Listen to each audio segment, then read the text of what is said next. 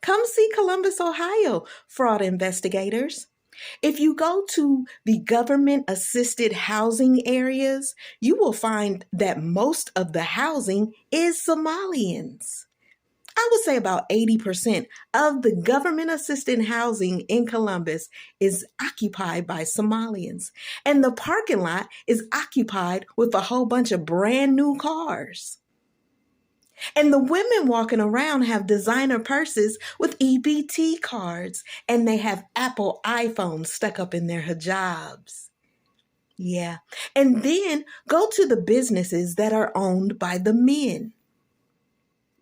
Because see, what happens is when you have a restaurant or when you have a little corner store and you have a couple of wives and you only have to claim one, then that means the other wives get EBT cards. And you can use those EBT cards to buy food for your store or your restaurant. Yeah. Or what you can do is you can get a home health aid company. And then you only hire Somalians to work the home health aid. And what you do is you just make sure their paperwork looks right. It don't have to be right, but you just make sure it looks right. And then you send them off for those home health aid jobs. Y'all don't want to talk about fraud.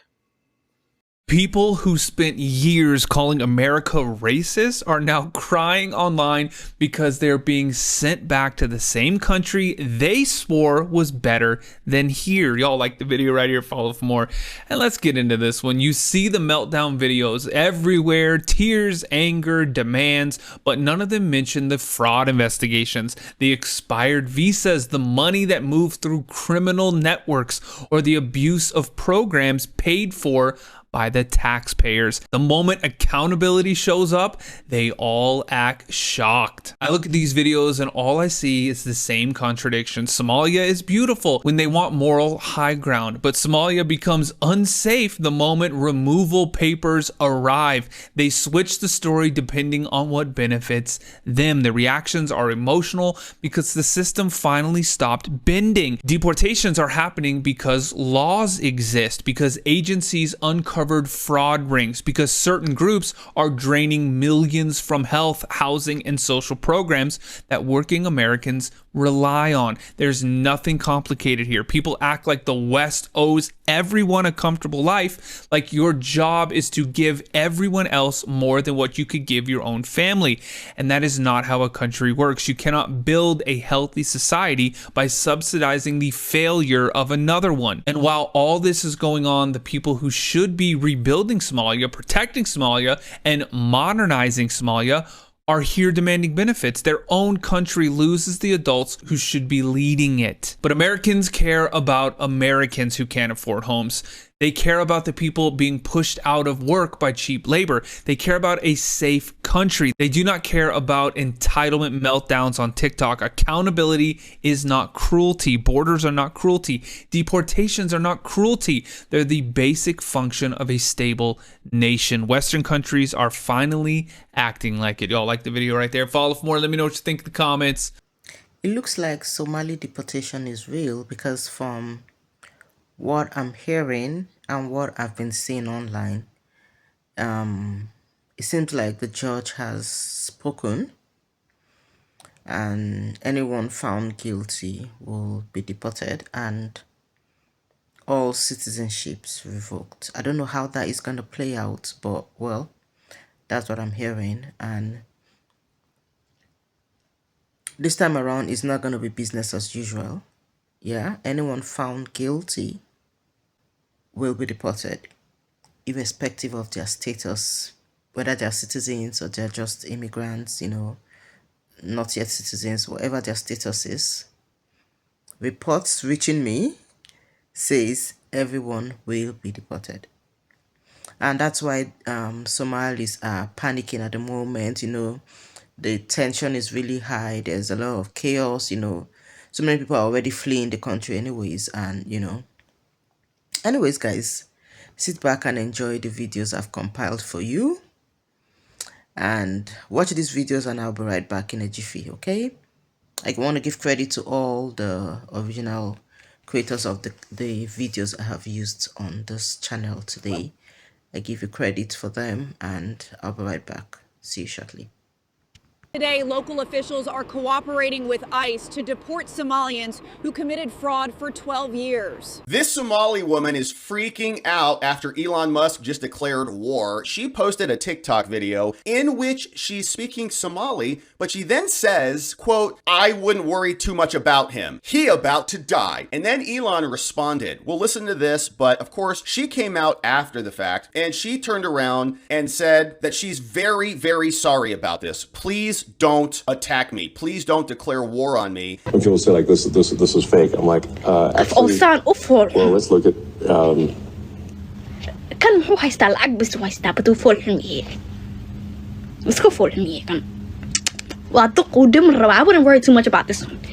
That الباقي سجوا. I wouldn't worry too much about him. He about to die. Okay.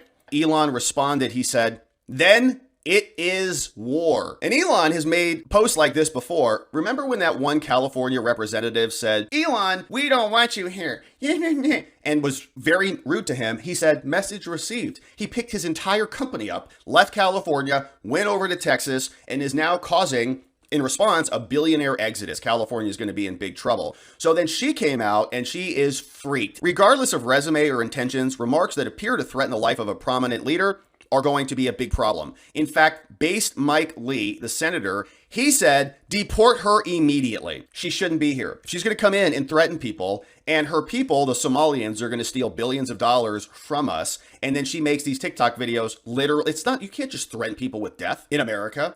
You're going to die. He about to die. You can't do that. And so Mike Lee, senator, says deport her immediately. Exactly right. So then she came out, turned around, and said, "I'm being attacked," and released a full video about this. We'll listen to some of it so we can see exactly what she says. But Musk responded, "Then it is war." And she's been mocking Americans for a long time. Why is the Somali community under so much heat right now? Because you stole billions of dollars from us and you are bringing in foreign criminals along with you through chain migration. And you're electing people who are more aligned with Somalia than America. That's why, lady. Did I miss something? Hello? Yeah, you missed a lot. I just explained it.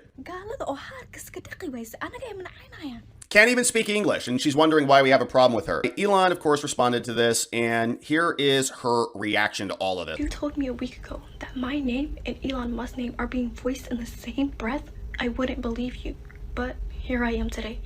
Well, you did it. If you know who I am, do you know why this video has to be made? On December 31st, 2020. Okay, so she's just going to read a statement. "During that stream, some of my supporters asked me about Elon. My intention was never to mock him. What I was trying to express came from personal experience." She says, "As we get older, healthcare becomes more important. We should take it seriously. Now, my message was meant to encourage kindness towards our bodies and towards one another's if we want to live long lives." Elon Musk tweeted the same viral video twice, and I assume the first time didn't get the reaction he wanted. So then in one tweet, he said, and I quote, "Wonderful people." Yeah, being sarcastic because you're not. You want him dead, and you are here trying to turn America into Somalia, stealing our flags away from our people, creating your flags in its place.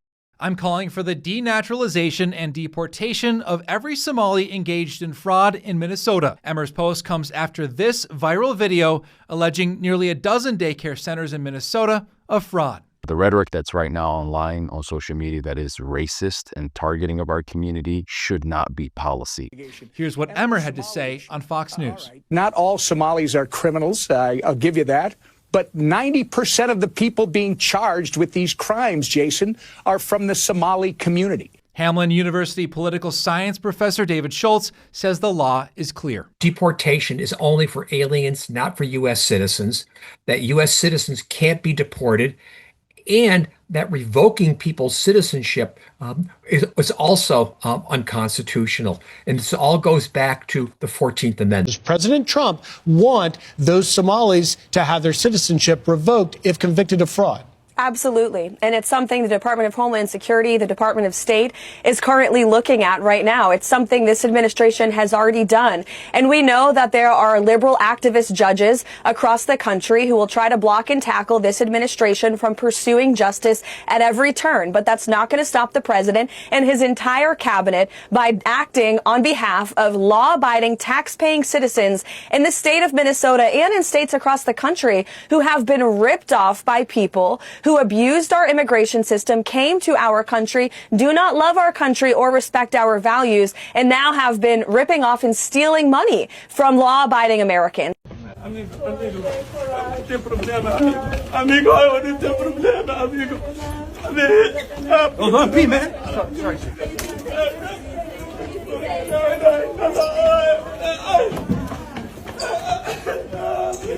Move back. Out the way, boys, out the way. You will get knocked down. Move! So guys, what's happening right now is not just centered around the Somalis. There are a lot of people that are accomplices to this fraud. Trust me, one of those people, I really don't want to call names, but we all know one of those people are the governor, Tim Walz. It is impossible to claim that he never knew something wasn't right. If you ask me sincerely, my own opinion, Tim Walz happened to be one of those people, because how can such magnitude of fraud be carried out under your administration and you claim not to be aware of it? How possible is that? Do you know that the first time this allegation was brought up was in 2014? If I'm correct, I'll need to check that out. Sometime in 2014, which is like 11 years ago. And what happened? It was dismissed. Nothing was done about it. All the allegations were thrown under the bus.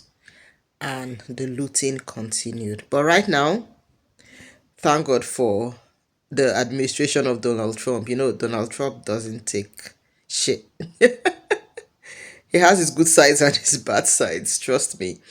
And under his administration, Donald Trump has been cutting down on a lot of things, trying to, save money, for the country, trying to, cut down on a lot of benefits and all that. Thank God for that, else they probably wouldn't have uncovered this, and that's the truth. And thank God for the young YouTuber as well that, helped the government in uncovering all of this fraud. Anyways, I'd like to hear your views. I'd like to hear your comments. Please do comment below.